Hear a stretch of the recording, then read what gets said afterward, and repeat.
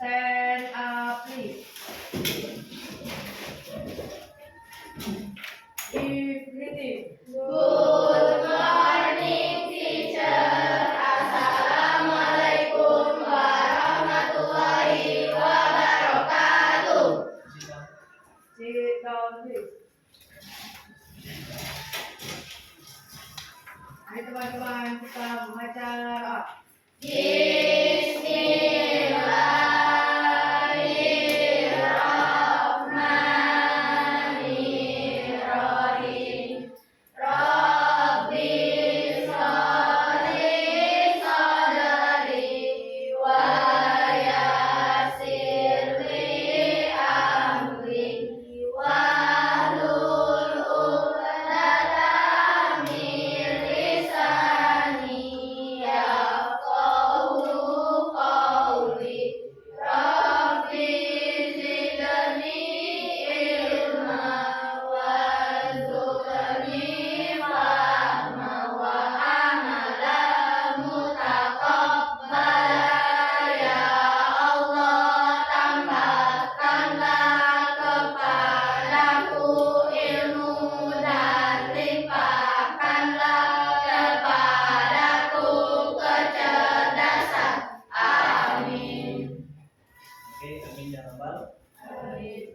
Oke, sebelum itu saya pengen saya kabarkan dulu ya. Gimana setelah weekend kemarin? Apakah masih semangat belajar? Masih. Weekend kemarin gimana kak? Weekend kemarin? Liburan gimana? Tidak kemana-mana di rumah, main HP, main Roblox. Benar? Oke ya. Alhamdulillah kalau kabarnya baik semua. Sebelum itu saya pengen absen dulu. Ramli, Hadir. Fahira, Hadir. Alin, Hadir. Nada, Hadir. Paldi, Wafa, Zahra, Hadir. Lulu, Hadir. Danis, Hadir. Fahri, Ashifa, Hadir. Ratu, Hadir. Talita. Hadir. Oke, semuanya hadir. Ada yang belum bisa dipanggil? Siapa? Lupa. Oke, lupa. Oke ya. Kita sedikit mengulas ya. Kemarin kan kita sudah belajar mengenai pola makan bergizi dan seimbang. Oke. Nah, sini saya ingin mengulas kembali dan saya harap kalian sini sudah duduk sesuai ini ya, sesuai apa namanya kelompok masing-masing ya. Nah, oke. Namun sebelum kita mulai materi inti kita, ya, kita nyanyi dulu. Senang kan semuanya ini? Lagu halo betul apa semua? Ya, sebelum itu kita nyanyi dulu, berdiri baru dan juga nyanyi. Ingat ya, harus semangat nyanyinya. Ya, oke siap. Berdiri dulu, berdiri dulu, berdiri dulu. Oke.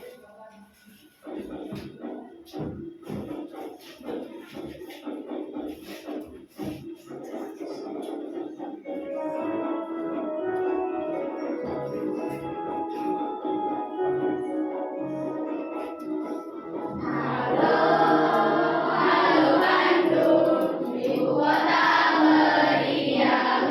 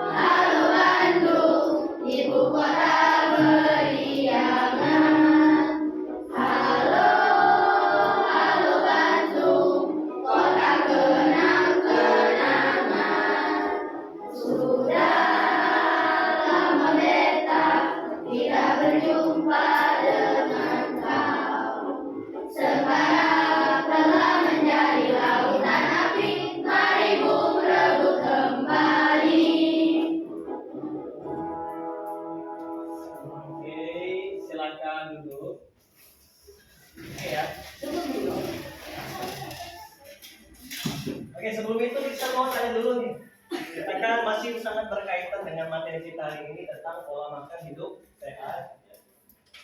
Saya pengen tanya, semalam kalian tidur jam berapa? Ada yang begadang sampai jam 12? Gak ada, yakin? Yakin. Tidur jam 9 ada? Ada. Siapa angkat tangan tidur 9? Oke. Ada yang tidur habis Isya sudah tidur? Atau bahkan sebelum Isya malam sudah tidur? Gak ada ya? Ingat ya, kita dibalik kembali karena di fase sekarang kalian ini kan masih di fase yang namanya pertumbuhan. Jadi kalau dalam fase pertumbuhan harus banyak istighfar. Bukan banyak istighfar. Oke, jadi semakin kalian banyak istirahat, terutama malam di malam hari ini, maka pertumbuhan kalian akan semakin baik, ditambah dengan protein dan juga kalsium yang sesuai. Nah, oke. Kita masuk ke materi mengenai pola makan hidup sehat yang sudah kita sudah setelah sebelumnya. Bisa lihat di sini. Pola makan bergizi dan seimbang. Ini tujuan pembelajarannya adalah memahami pola makan sehat, bergizi dan seimbang serta pengaruh terhadap kesehatan. Kemudian memanfaatkan pola makan sehat, bergizi dan seimbang serta pengaruh terhadap kesehatan. Nah, sekarang coba kalian bayangin di depan kalian ini ada piring kosong. Oke, di depan piring ada kosong. Silakan kalian bayangkan di dalam piring kalian itu ada makanan yang mengandung 4 sehat, 5 sempurna. Coba sekarang saya kasih waktu kalian 1 menit untuk membayangkannya. Oke, bayangin di depan kalian itu ada piring. Oke, ada piring.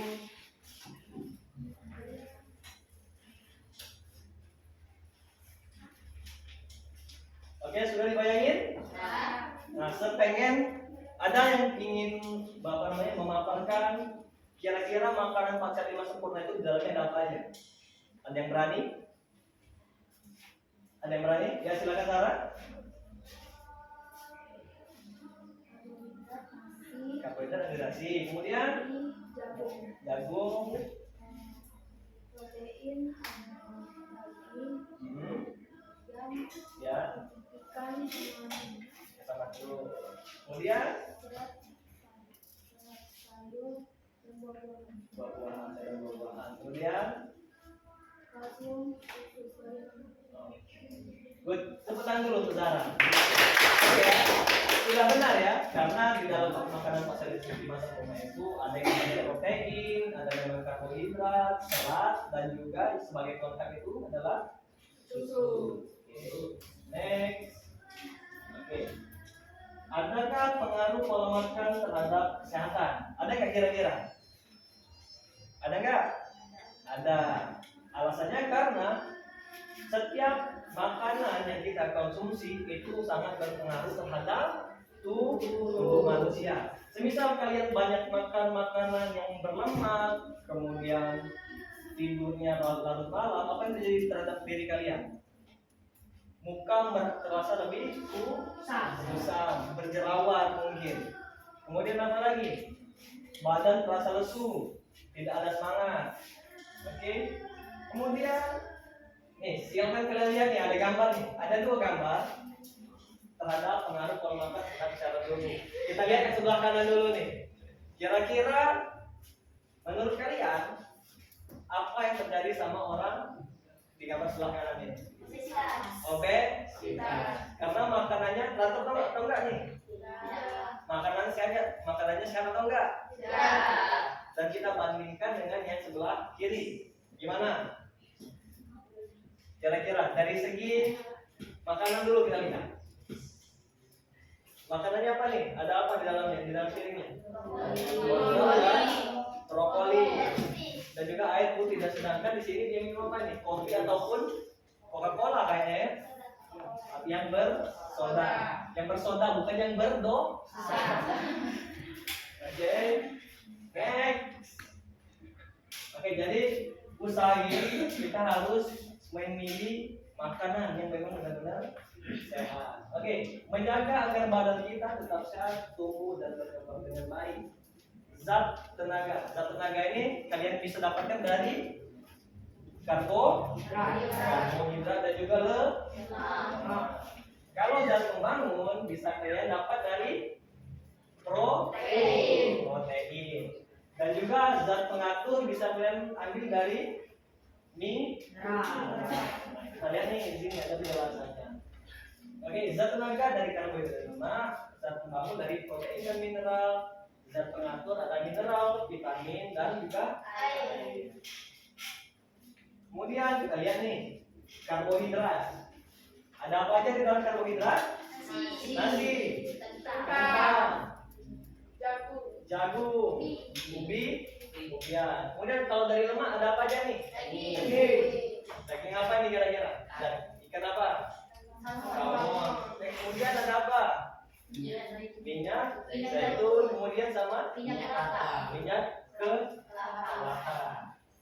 Kemudian kita lihat dari protein. Protein ada apa aja?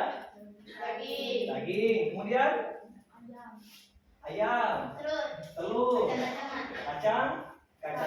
Tadi kan protein dibagi menjadi dua. Apa aja protein apa aja? Nabati dan hewani. Kalau dalam kategori protein hewani apa aja? Daging. Kalau protein nabati dari kemudian ada vitamin. Nah, vitamin ini banyak nih. Dari buah-buahan. Salah satu buah yang mengandung vitamin C apa kira-kira? Jeruk. Kemudian langsung kita ke mineral. Mineral ini bisa diambil dari sayur. Ialah ada tadi magnesium. Magnesium didapat dari apa kira-kira kalau digambar itu? Ikan ada magnesiumnya. Kemudian ada protein, apa namanya? Potasium. Dan juga kalsium. Dan diakhiri dengan air putih ya. Karena diperbanyak itu minum air putih, jangan minum air gula. Oke. Next. Zat gizi dalam makanan sesuai dengan zat gizi yang diperlukan atau kebutuhan tubuh. Ingat, kita itu harus makan yang dibutuhkan oleh tubuh. Jangan sering makan makanan yang kita inginkan. Contoh, terkadang kita sering makan donat. Itu bukan dibutuhkan oleh tubuh, tapi karena keinginan kita. Karena itu adalah makanan yang enak. Yang terutama karena makanannya manis. Kemudian, menu seimbang. Coba paling bisa dibacain apa itu menu seimbang? Menu seimbang adalah menu yang terdiri dari beraneka ragam makanan dalam jumlah dan proporsi yang sesuai sehingga memenuhi kebutuhan gizi seorang guna pemeliharaan dan perbaikan sel-sel tubuh dan proses kehidupan serta pertumbuhan dan perkembangan. Almat Sien. Oke. Jadi menu seimbang adalah menu yang terdiri dari beraneka ragam makanan dalam jumlah dan porsi yang sesuai dan seimbang sehingga memenuhi kebutuhan gizi seseorang guna pemeliharaan dan perbaikan sel-sel tubuh dan proses kehidupan serta pertumbuhan dan perkembangan. Ingat, jadi makanan yang sehat itu bukan makanan yang itu aja, tapi harus ada kombinasi. Di dalamnya harus ada karbohidrat, kemudian ada protein, ada serat dan juga mineral. Nih, ini adalah piramida pedoman gizi seimbang. Ada minyak, gula, garam digunakan seperlunya saja. Kemudian protein nabati, kacang-kacangan, tahu, tempe, dan dikonsumsi dengan 2 sampai 3 porsi. Kemudian sayuran, konsumsi berapa tuh? 3 sampai 5 per hari. Kemudian air 8 per hari. 8 gelas per hari itu sama dengan berapa kira-kira? 2 liter. Nih, bisa kita lihat nih. Di sini ada 8 replika nasi udang seharga 400.000. Terlalu overpriced ya. Tapi lihat di sini lengkap nih. Ada nasi, tomat termasuk sayuran, ada brokoli dan juga proteinnya ada. Yang tidak lengkap lihat, sering nggak kalian makan kayak gini? Nasi hanya dengan kerupuk, pernah nggak kalian makan gini? Itu sama sekali nggak ada gizinya, karena cuma ada karbo dan kerupuk. Oke.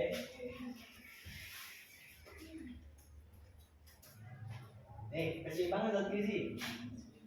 Zat gizi sangat mempengaruhi pertumbuhan. Semisal kalian nih kurang yang namanya kalsium dalam tubuh, apa yang terjadi pada pertumbuhan kalian? Menjadi pertumbuhan menjadi apa tadi? Lambat. Kemudian semisal kalian kurang yang namanya omega 3. Tahu omega 3? Tahu. Nah, kalau kalian kurang mengkonsumsi omega 3, apa yang terjadi pada kalian? Pada pertumbuhan otak, ya. Kemudian pemeliharaan kesehatan secara teratur. Jadi sejak bayi kalian ada yang namanya sistem imunisasi. Itu tujuannya untuk apa? Untuk kesehatan, dan juga ditambah dengan aktivitas ataupun keseharian kalian. Jangan hanya di rumah, di kamar, main Roblox, ya, main FF. Itu sangat mempengaruhi terhadap pola pikir, kemudian pertumbuhan, mata capek. Yang terakhir dengan apa? Mata minus, kayak seri ini. Oke. 10 pedoman gizi seimbang. Coba, ada yang ingin membacakan? Ke depan. Danis, silakan baca enggak ke depan.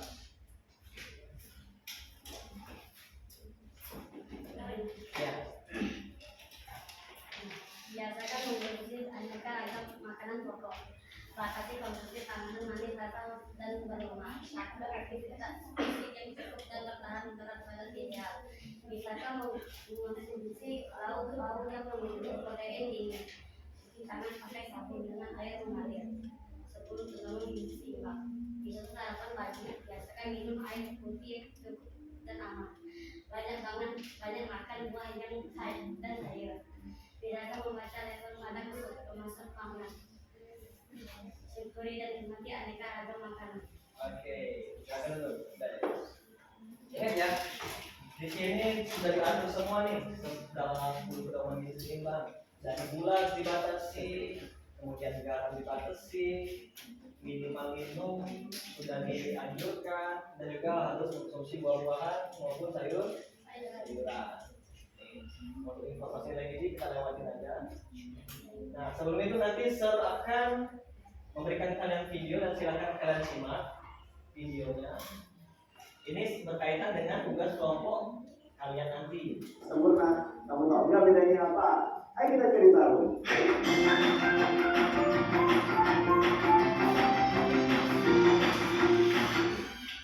Halo guys, bertemu lagi dengan aku. By the way, apa kamu sudah menjalankan pedoman gizi seimbang? Atau jangan-jangan kamu masih akrab dengan konten sehat lima sempurna? Ayo yang mana? Kamu harus tahu nih, sekarang konten sehat lima sempurna dianggap sudah tidak sesuai untuk masyarakat Indonesia. Emang kenapa, Kak? Sabar. Biar tahu alasannya, makanya hari ini kita akan membahas tentang perbedaan pedoman gizi seimbang dan konsep 4 sehat 5 sempurna. Karena sebelumnya kalian sudah tahu apa itu pedoman gizi seimbang, jadi kita lanjut ke konsep 4 sehat 5 sempurna. Tapi aku ceritain dulu nih awal mula konsep ini berkembang di Indonesia. Awalnya konsep 4 sehat 5 sempurna merupakan kampanye yang dipopulerkan Bapak Gizi Indonesia Profesor Purwosudarmo sekitar tahun 1952. Konsep ini dikembangkan untuk membuat masyarakat memahami pola makan agar masalah kurang gizi pada masa itu dapat diatasi. Karena pada masa itu, masalah gizi utama yang harus segera diatasi adalah kelaparan berat yang menyebabkan kwashiorkor dan marasmus atau gizi buruk. Sehingga harus segera diperbaiki dengan pola makan 4 sehat 5 sempurna. Nih, contoh kalian semisal kurang makanan yang bergizi. Kalau enggak kwashiorkor ini apa biasanya? Bisa sering kalian lihat orang apa biasanya? Busung apa ya kalau itu, dan juga ya dengan kondisi yang sekarang dia maras. Itu dalam kekurangan berat badan yang pada masa itu dirasa paling cocok. Nah, sekarang aku jelasin deh konsep 4 sehat 5 sempurna itu gimana. Di dalam konsep 4 sehat 5 sempurna, makanan dibagi jadi 5 kelompok nih, yaitu makanan pokok sebagai sumber tenaga, lauk pauk sebagai sumber zat pembangun dan pemelihara, sayuran dan buah-buahan sebagai sumber zat pengatur, serta yang kelima adalah susu sebagai penyempurna. Jadi kalau kita makan makanan pokok, lauk pauk, sayur, dan buah-buahan itu disebut sebagai makanan sehat, dan baru akan sempurna jika ditambah susu. Tapi guys, kalau kamu perhatikan baik-baik nih, di konsep 4 sehat 5 sempurna ini, sayangnya tidak terdapat panduan berapa banyak jumlah yang harus dimakan.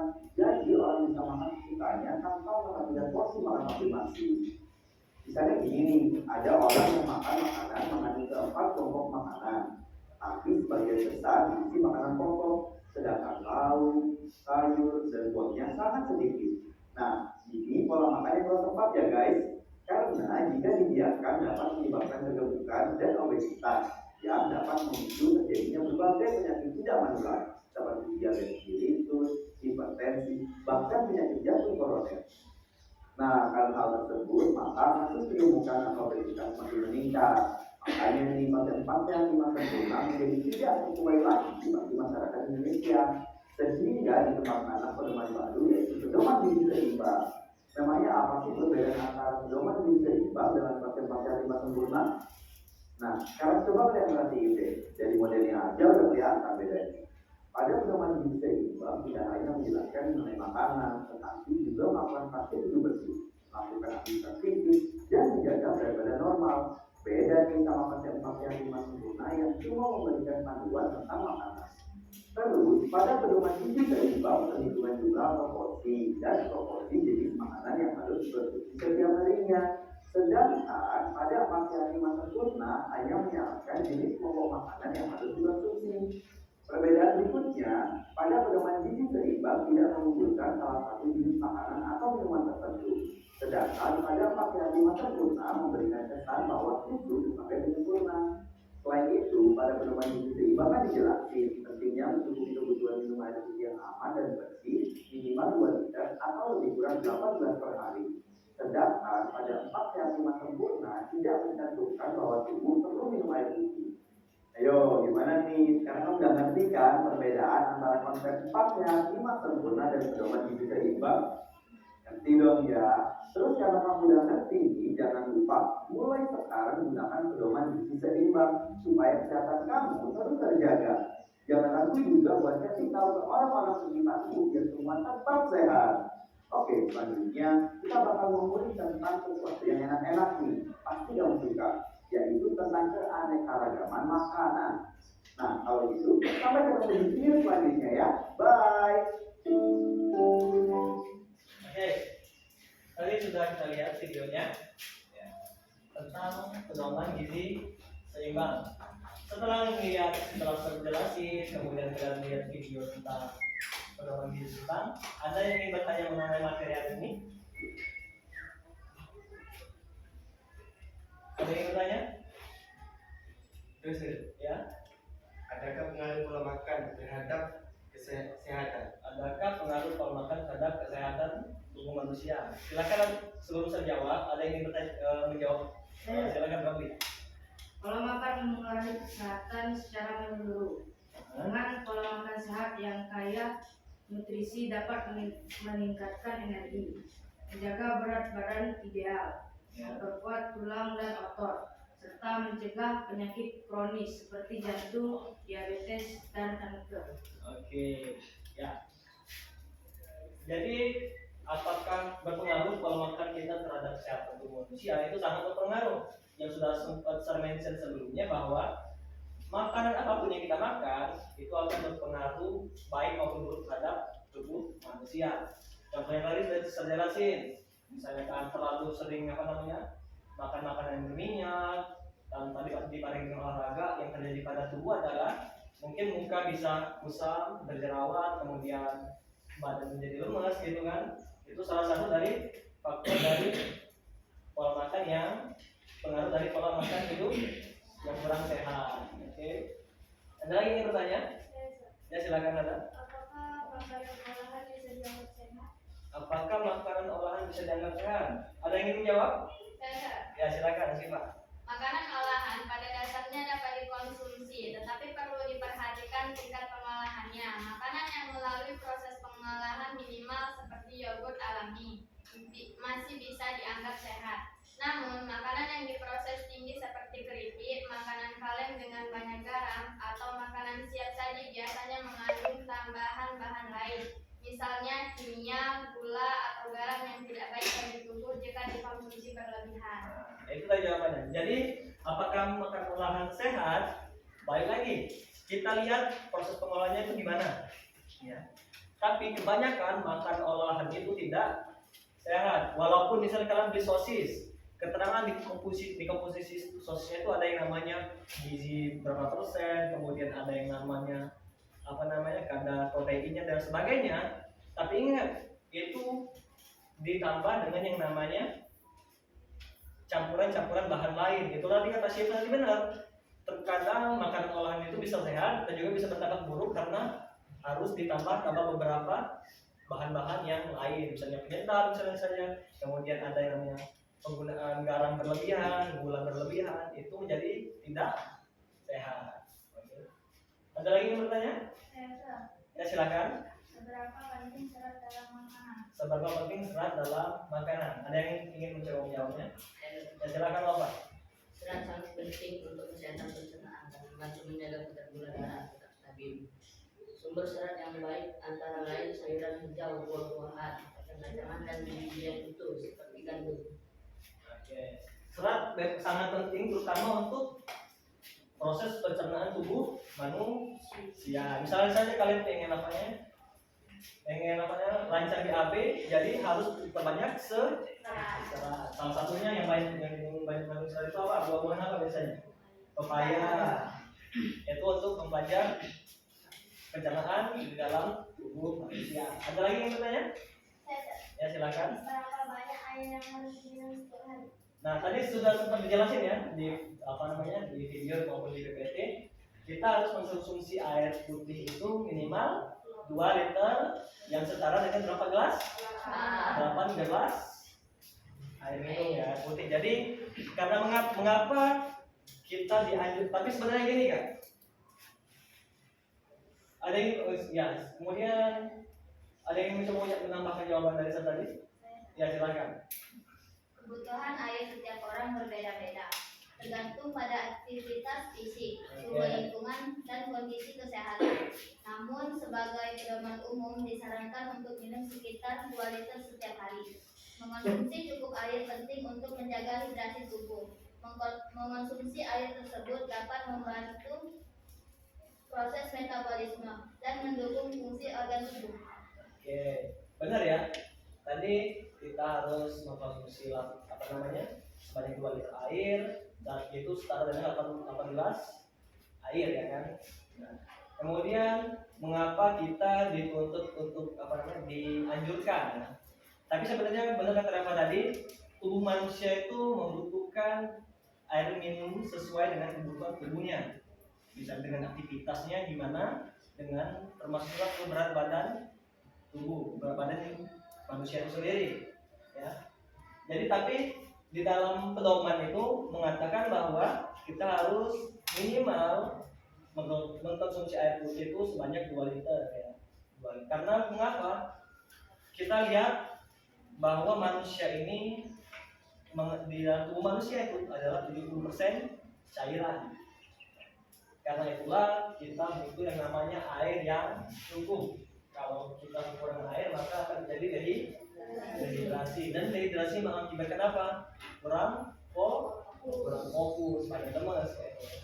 Ada lagi yang bertanya? Ya silakan mari. Apakah lemak baik untuk tubuh? Apakah lemak baik untuk tubuh? Ada yang ingin menjawab? Ya silakan Ramli. Tidak semua lemak buruk. Lemak sehat seperti lemak tak jenuh tebal dan ganda sangat penting bagi tubuh untuk berfungsi dengan baik. Lemak ini dapat membantu menurunkan kolesterol jahat dan melindungi jantung. Sumber lemak sehat termasuk alpukat, ikan berlemak seperti salmon, kacang-kacangan, dan minyak zaitun. Namun, lemak jenuh dan trans yang sering ditemukan dalam makanan gorengan, mentega, dan makanan cepat saji harus dibatasi. Ya. Oke, ingat ya. Jadi benar kami lemak itu dibutuhkan oleh manusia. Karena apa? Karena lemak itu adalah salah satu dari sumber energi bagi tubuh. Terus akan tetapi kita harus memilih nih, mencari memang yang benar-benar lemak itu adalah bukan lemak yang olahan, tapi lemak-lemak yang alami. Oke. Contoh lemak olahan itu kayak gimana? Misal nih kalian makan gorengan. Itu baik atau enggak kira-kira?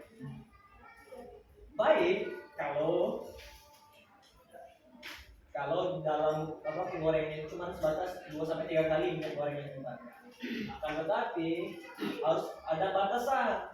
Kalian juga walaupun itu kadang lemak itu sumber sumber energi harus dibatasi. Karena kalau terlalu banyak mengkonsumsi lemak juga itu bisa menyebabkan kegemukan, jadi fat. Lebih baiknya kita mencari lemak itu yang lemak alami. Contoh tadi kata Ramli, ada yang namanya lemak dari alpukat, kemudian ada dari ikan salmon, kemudian apa lagi, minyak zaitun. Oke. Dari contohnya gini aja guys, kasih kalian gambaran. Orang gemuk cenderung surfatnya itu lebih lama ketimbang orang yang kurus. Itu faktanya.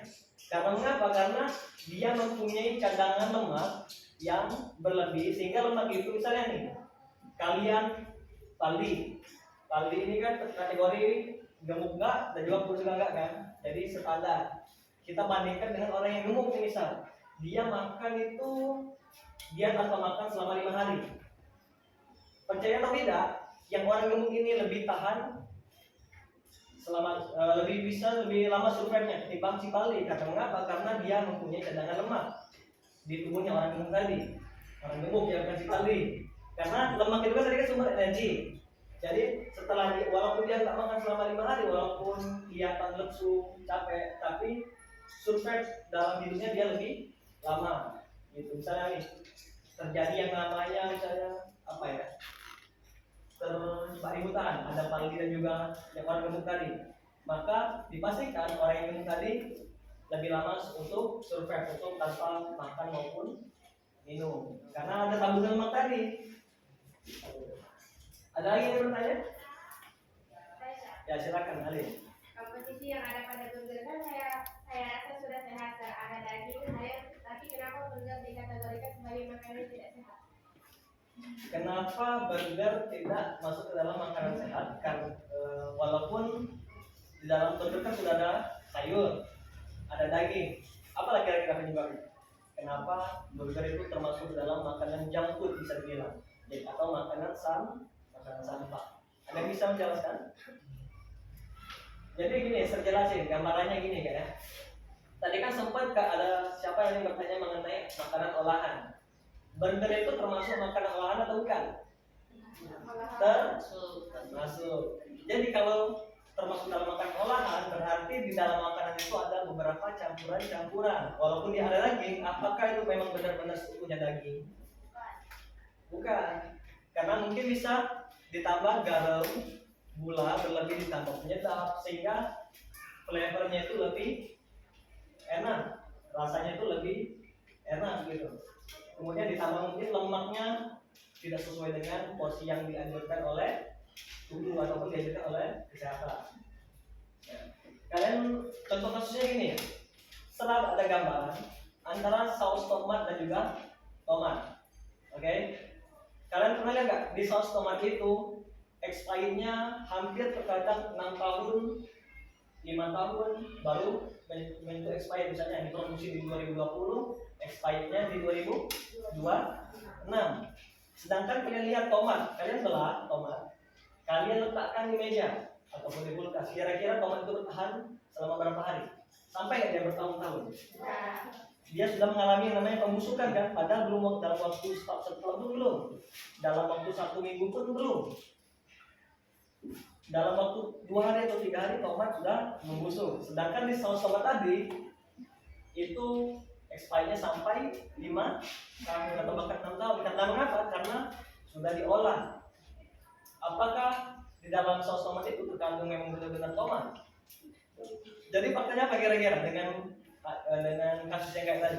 Kira-kira tomat asli dipotong itu tidak bertahan selama 1 minggu, bahkan 3 hari sudah busuk. Sedangkan saus tomat expirednya sampai 6 tahun. Tahan apa? Proses daya tahannya. Kira-kira gimana tuh? Berarti di dalam kandungan saus tomat itu banyak kandungan yang lainnya ketimbang si tomatnya itu sendiri. Mungkin ada tomatnya, tapi mungkin cuma 5% kali. Karena kenapa? Karena daya tahan sausnya tadi kan hampir 5 tahun. Sedangkan kalau tomat asli hanya sebatas 3 hari sudah membusuk gitu. Oke. Sebelum kita masuk ke tugas kelompok, coba setelahnya kalian berdiri dulu, kita SMBing dulu biar suasananya agak terlalu tegang. Silakan berdiri dulu.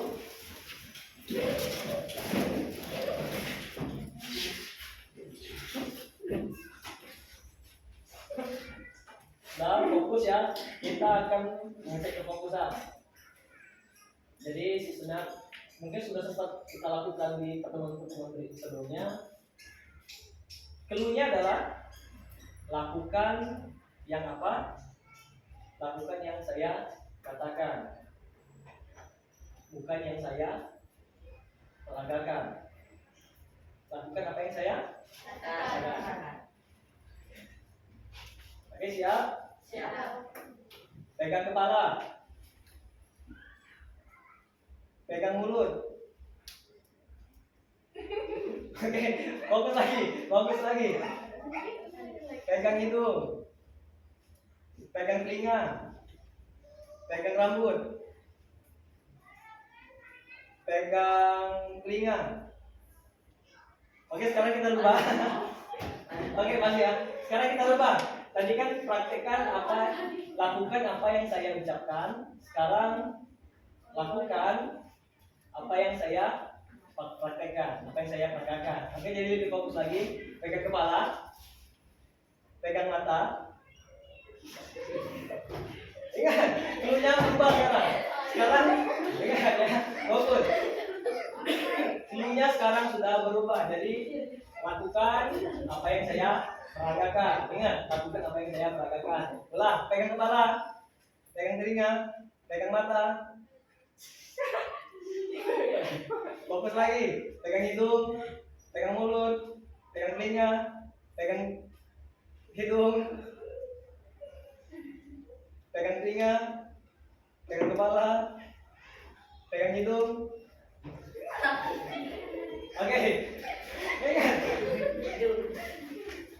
harus fokus ya, harus fokus. Terakhir sebelum nanti akan ngasihkan 5 clue aja, 5 clue-nya. Oke, kalau terakhir kita baru masuk materi. Pegang kepala, pegang hidung, pegang telinga, pegang mata, pegang kepala, pegang hidung, pegang mata. Oke, gue tepuk tangan untuk kita. Oke ya. Oke, sekarang kan sudah lulus sesuai kelompok masing-masing ya. Oke, jadi tugas kalian untuk kelompok 1, saya kasih kalian untuk membuat menu ataupun pola makan hidup 4 sehat 5 sempurna. Kalau untuk kelompok 3, kasih tugas kalian membuat piramida pola makan hidup sehat ya. Dan untuk kelompok 2, saya tugaskan kalian untuk membuat mereview makanan dari MBG, makanan bergizi kreatif. Oke, saya kasih kalian waktu berapa menit kalian pengen? Kira-kira selesai dalam waktu berapa menit? 10 menit, 15 menit? 5 menit sudah selesai. Oke, ikut silakan dikerjakan dari sekarang.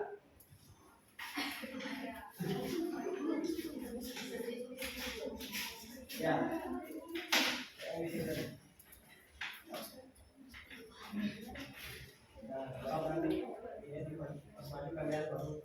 satu megang, satu presentasi. Gunakan ini.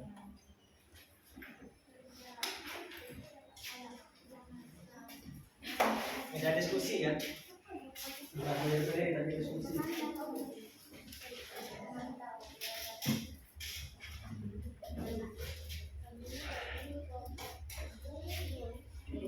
Tadi kan sudah lengkap ya, sudah dijelasin tadi masa lima sempurna itu apa, kemudian kalau makan pergi itu gimana.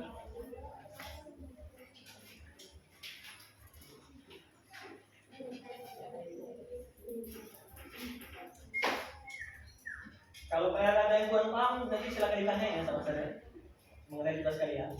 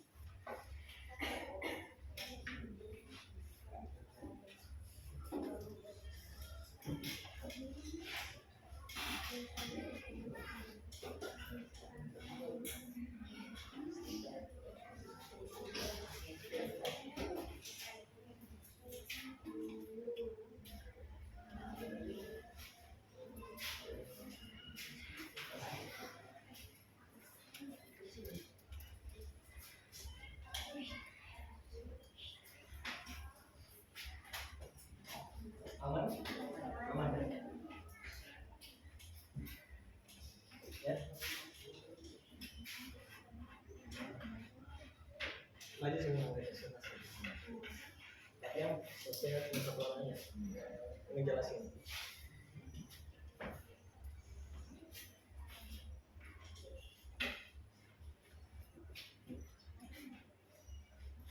Aman?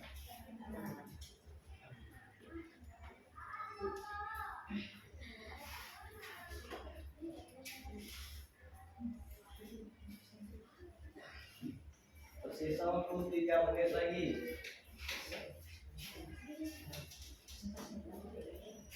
Ya, ini di bawahnya.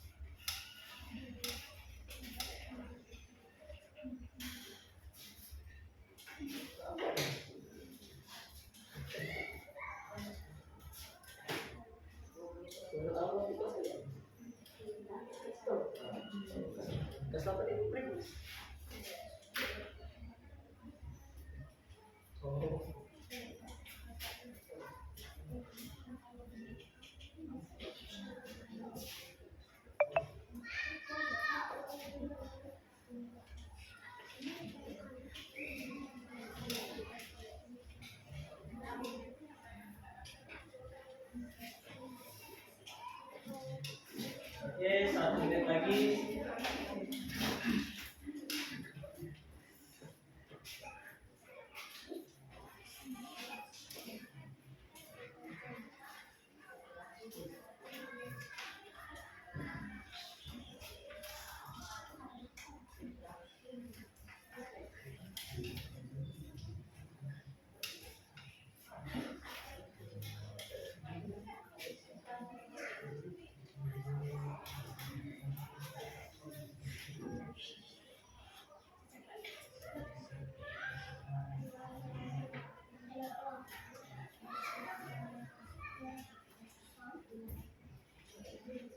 Gimana, sudah semuanya? Sudah. Dah. Sudah. sudah? Sudah. Kelompok 2? Ya. Kelompok 3? Sudah. Sudah. SDH. Oke. Di sini ada yang ingin dulu presentasi atau Sri yang menunjuk? Diacak atau ke? Apa kalian yang mau ditanya? Acak. Oke. Jadi kalau jangan stop ya. Oke. Sering acak ya. Jangan stop. Oke. Oke, kita mulai. Kita screen. Jangan stop. Stop. Oh, belum. Oke. Silakan lanjut. Silakan lanjut. Iya. Oke, silakan lanjut Kak. Ya, semuanya.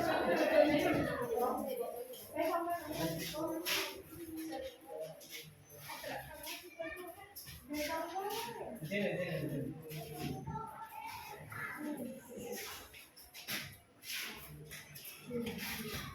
Kita menghadap ya.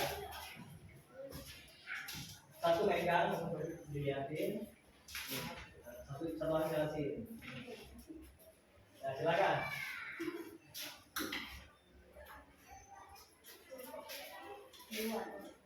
Kami dari kelompok 2 akan mempresentasikan lauk pauk dari MPG hari ini. Apakah sudah sesuai atau belum? Makanan pokoknya yaitu karbohidrat yaitu nasi dan sayur mayur yaitu wortel dan beberapa diolah menjadi salad. Lauk pauk yaitu protein ayam. Buah-buahan, semangka, jeruk, dan lain-lain. Dan yang terakhir susu sebagai pelengkap. Oke, di sini baru MBG hari ini ya. Jadi dari apa namanya? Karbohidrat ada nasi. Kalau proteinnya dari ayam. Kemudian kalau makanan sayurnya ada apa aja di situ? Wortel. Kemudian kalau buah-buahnya apa tadi? Semangka, jeruk. Semangka dan jeruk. Oke. Tepuk tangan dulu untuk kelompok 2. Silakan duduk untuk kelompok 2.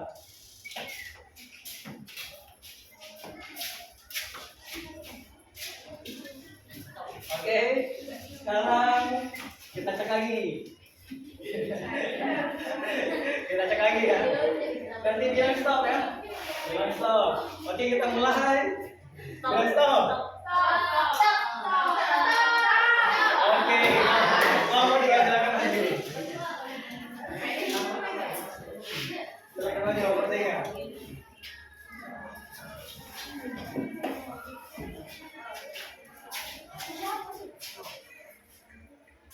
Kelompok 3 ini soal apa tadi? Kalian buat apa? Piramida pola makan sehat. Piramida pola makan hidup sehat. Oke, yang lainnya diperhatiin. Semuanya mau presentasi. Silakan. Dari kelompok berapa? Assalamualaikum warahmatullahi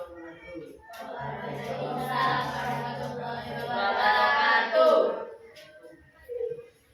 Kami akan mempresentasikan hasil dialog kami. Ya, silakan. Yang lain perhatiin. Ya, silakan. Di urutan keempat kita dapat jenis makanan karbohidrat yang terdiri dari nasi, jagung, ubi, kentang, dan lain-lain. Urutan ketiga itu ada serat sayuran dan serat buah-buahan. Dan di urutan kedua itu ada protein hewani dan protein nabati. Dan di urutan pertama batasi gula, garam, dan minyak.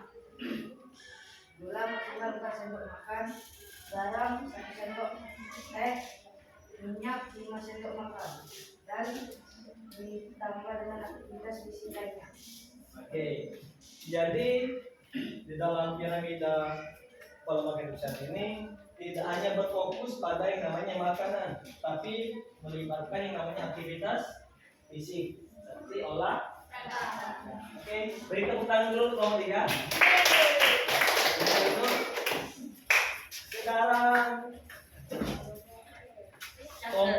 terakhir apa? Yang perlu lihat lagi. Kalau di dalam games itu biasanya kalau yang terakhir ini adalah kelompok bos ya. Ini tanya terakhir. Ya silakan lanjut.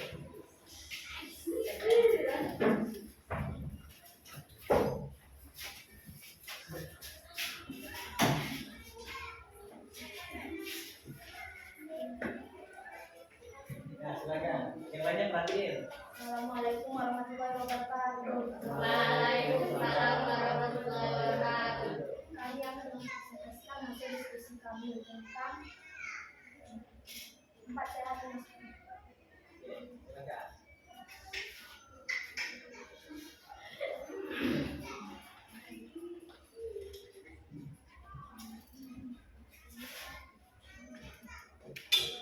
Karbohidrat, nasi, putih, gabung.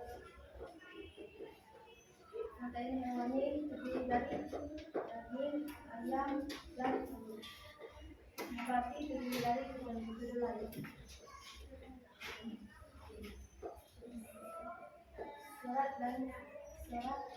Sayur dan buah. Terdiri dari brokoli dan apel. Susu sebagai pengganti. Oke, good. Beri tepuk tangan dulu nomor 1. Silakan dulu. Oke.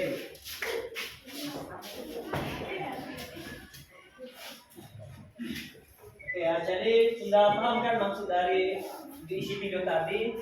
Mengapa sebelum kita presentasikan ada video yang sebelumnya? Mengapa 4 sehat lima sempurna itu tidak relevan lagi terhadap pola makan hidup sehat? Karena mengapa? Karena kalau kita berfokus pada 4 sehat lima sempurna itu hanya mengacu pada makan makanan kita itu saja tanpa ada yang namanya porsi. Kita nggak tahu berapa porsinya. Tapi kalau di dalam piramida kayak di kelompok 2 tadi, di kelompok 3, piramida pola hidup sehat itu mengatur semuanya lebih lengkap. Yang pertama ada karbohidrat, hampir sama sebenarnya kayak makan sehat lima sempurna. Karbohidrat, kemudian ada yang namanya protein. Protein ada 2 dari kan, nabati dan hewani. Protein dari kayak ayam, daging, maupun telur. Kemudian kalau hewani kacang apa namanya?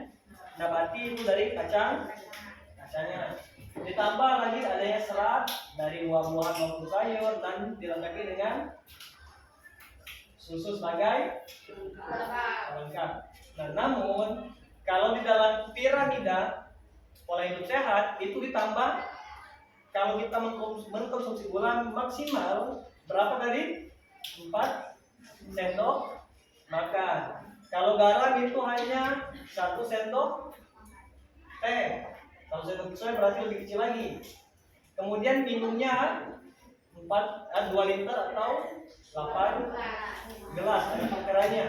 Dan dari dari makanan tadi harus dibarengi dengan yang namanya olahraga. Jadi paham ya mengapa pola makan 4 sehat lima sempurna itu tidak relevan lagi di kehidupan kita saat ini, karena kalau di dalam pola makan bergizi seimbang itu sudah mengatur porsi makanannya. Jadi nggak fokus terhadap makanan. Contohnya aja gini, kalian kelebihan makan makanan gula akan berakibat diabetes. Kalau kebanyakan makan makanan yang berlemak akan mengakibatkan kegemukan atau obesitas.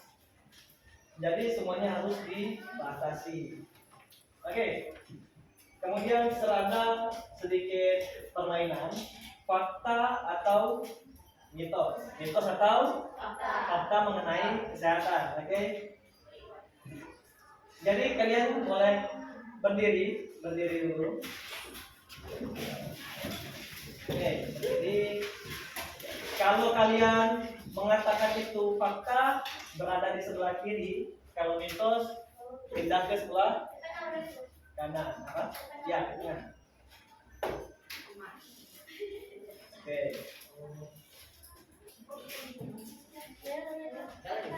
Belum berarti ya.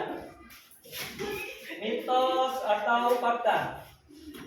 Kalian tahu telur? Telur kan mengandung yang namanya protein tinggi walaupun dengan harga yang cukup terjangkau. Oke, dia adalah sumber protein. Mitos atau fakta, jika mengkonsumsi banyak telur bisa membuat bisulan. Pindah tempat, pindah.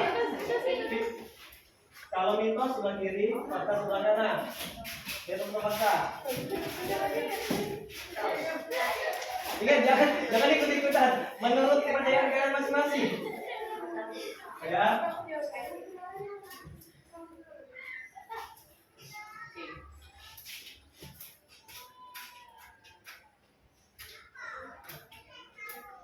Oke, jadi jawabannya adalah pertanyaan dulu. Kira-kira kalian bisa menyesuaikan nggak nih? Bisulan umumnya disebabkan oleh infeksi bakteri, bukan karena makan telur. Jadi jawabannya telur justru kaya nutrisi dan baik dikonsumsi dalam jumlah yang wajar. Ingat, yang dalam kita bahas tadi, di dalam pola makan hidup seimbang itu harus yang ada yang namanya porsi. Karena setiap makanan yang kita makan itu harus sesuai dengan anjuran. Kalau kelebihan makan gula, yang sempat kalian sebutkan tadi akan mengakibatkan diabetes. Kebanyakan makan makanan yang berlemak bisa mengakibatkan kegemukan. Oke, mitos atau fakta yang kedua.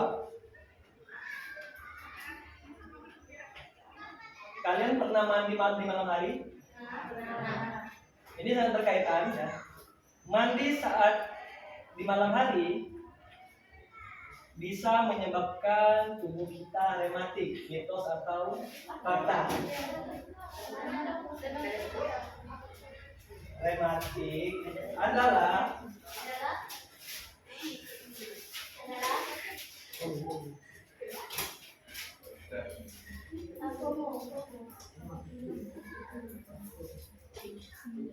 rematik itu penyakit yang bisa dibilang nyeri, kayak nyeri sendi kayak gitu, peradangan.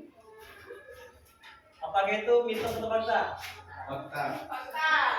Ingat ya, tadi mitos di sebelah mana mitos? Mitos di sini, fakta di. Oke, kita lihat ya. Kalau tim fakta ada orang berapa? 1, 2, 3, 4, 5. Selebihnya mitos. Berarti kita lihat rematik tidak disebabkan oleh mandi saat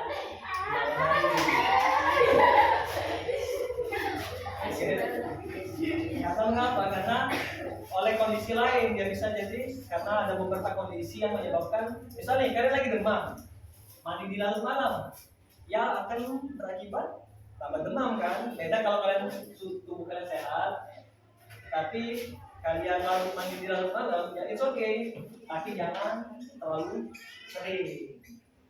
Dan ini adalah satu fakta yang terakhir.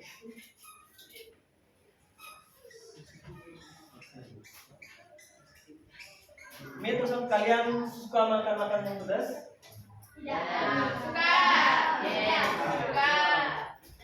Mitos atau fakta jika biji cabai, ingat biji cabai dapat mengakibatkan usus buntu? Pindah tempat kalau fakta atau mitos.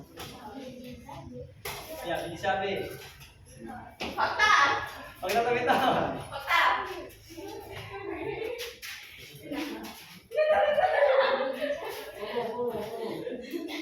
Oke, jadi jawabannya adalah oke, kunci ya, kunci. Jadi usus buntu itu bukan disebabkan oleh biji cabai. Karena usus buntu itu terjadi karena adanya kesalahan pada pencernaan tubuh manusia. Jadi di bagian saluran pencernaan. Nah, terakhir tambahan. Mitos atau fakta masih berhubungan dengan usus buntu.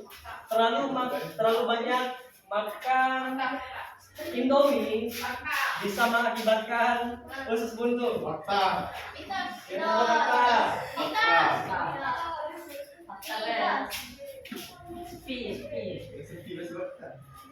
Oke, jawabannya adalah ingat ya, kandungan yang ada di dalam mie itu apa coba? Mie instan itu. Kita sampaikan dulu untuk bumbu-bumbu yang lain. Gandum. Apa bedanya dengan yang kayak nasi? Itu kan sama-sama karbohidrat. Jadi itu balik lagi pada pencernaan tubuh manusia. Oke, silakan duduk sesuai kelompoknya. Tadi kan serasa kalian sudah paham ya mengenai pola makan yang sehat. Jadi di sini ingin membagikan kalian soal. Dan silakan kalian kerjakan semampunya. Serasa kalian bisa menjawabnya karena serasa kalian tadi sudah paham semua. Ini ada soal, silakan kalian kerjakan. Satu orang satu ya, sendirian.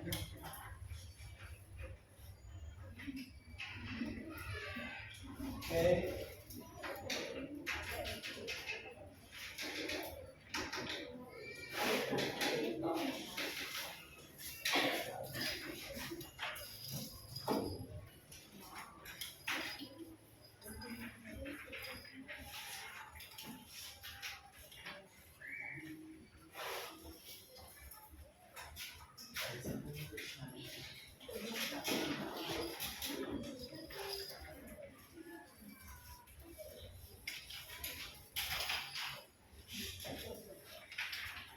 Oke, sudah dapat semua? Oke, sudah kasih waktu kalian berapa menit kira-kira bisa nyelesainya? Yakin 5 menit? 10 menit? 10 menit ya? Berapa? 10. Oke, silakan dikerjakan.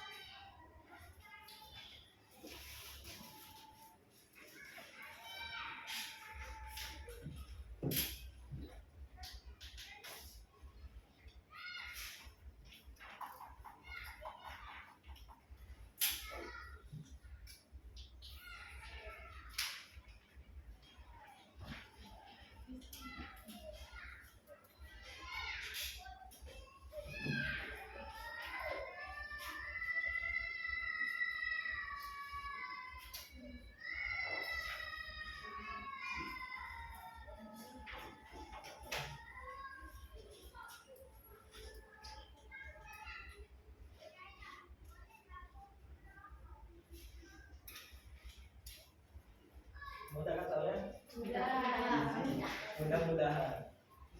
Mudah-mudahan bisa jawabnya.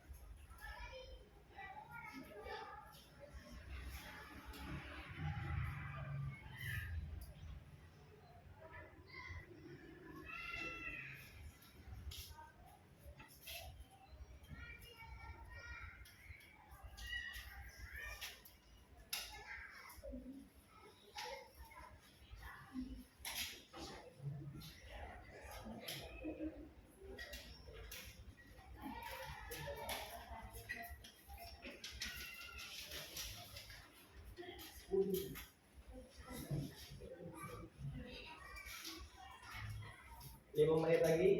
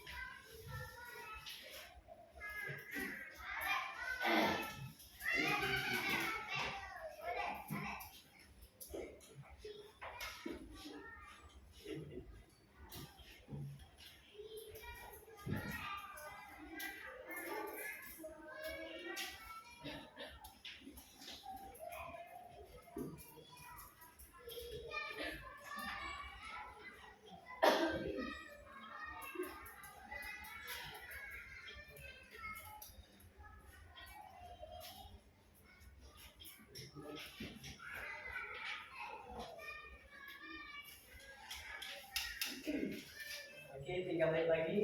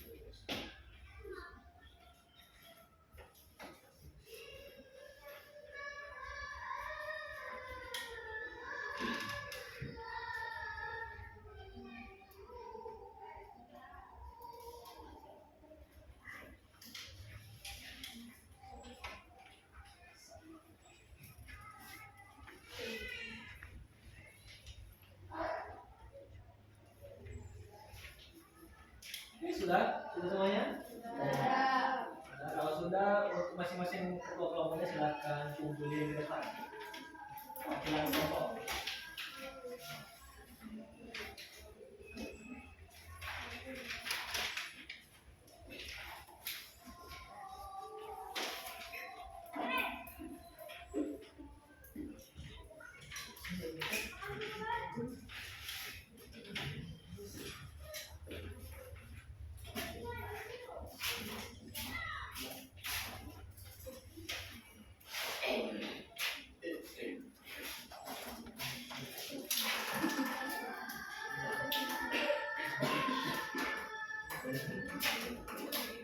Ya.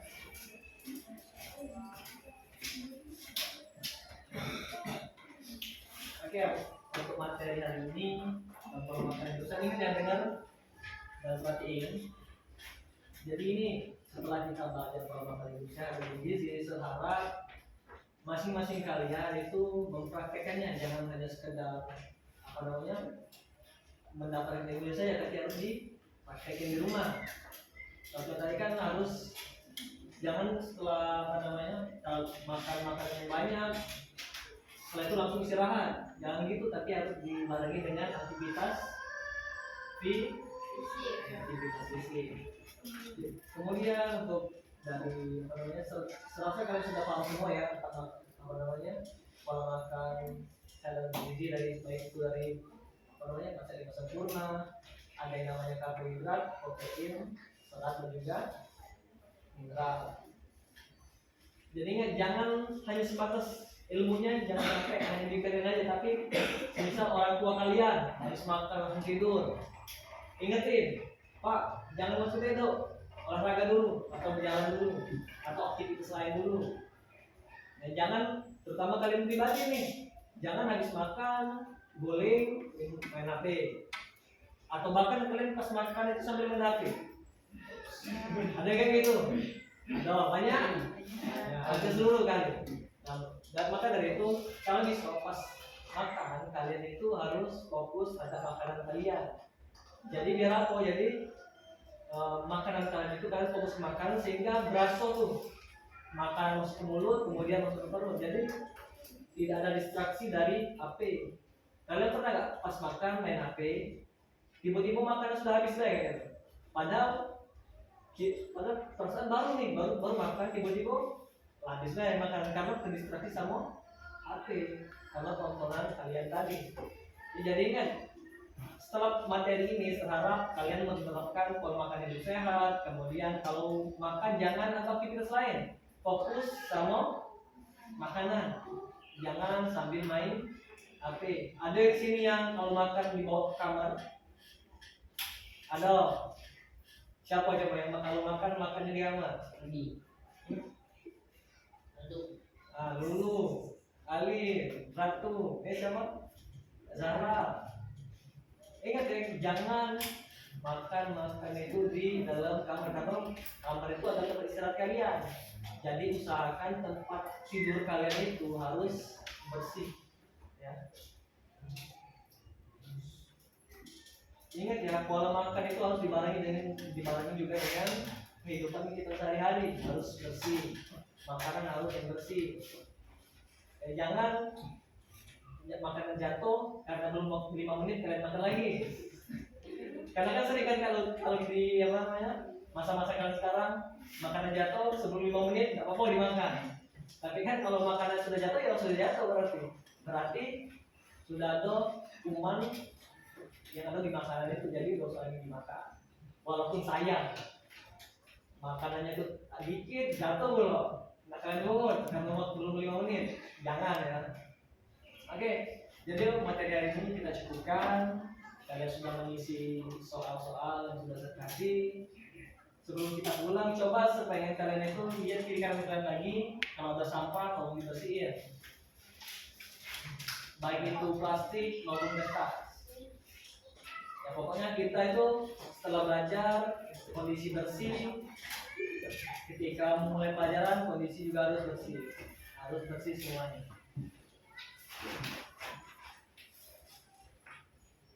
Sudah? Sampai di sini ada pertanyaan? Kalau tidak ada pertanyaan, silakan Kokas untuk memimpin doa. Mari teman-teman kita baca doa.